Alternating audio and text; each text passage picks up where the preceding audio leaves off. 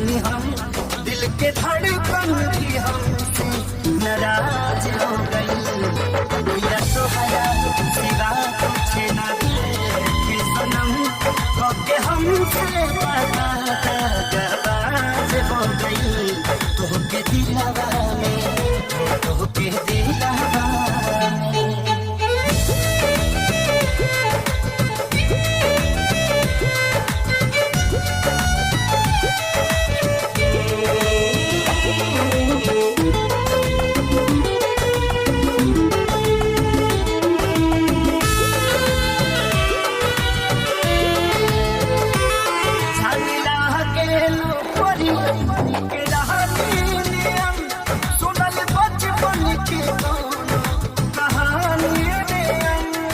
आप इस तरह से होश उड़ाया न कीजिए, आप इस तरह से होश उड़ाया न कीजिए, यूं बन सवर के सामने आया न कीजिए।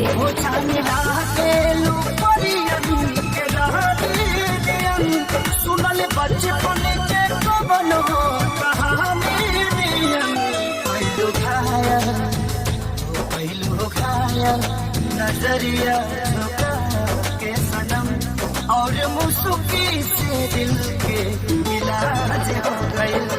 तोहके दिलवा में तोहके दिलवा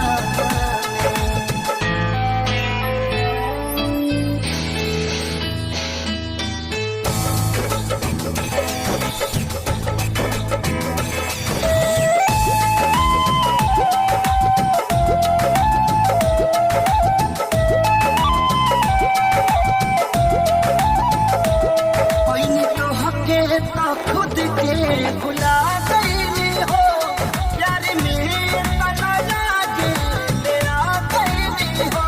हो। जब से उनके तेरी नजर दिल के पार हुए, जब से उनके तेरे नजर दिल के पार हुए, मजा ऐसा आया कि हम शिकार बार बार हुए। खुद के भुला गई हो प्यार में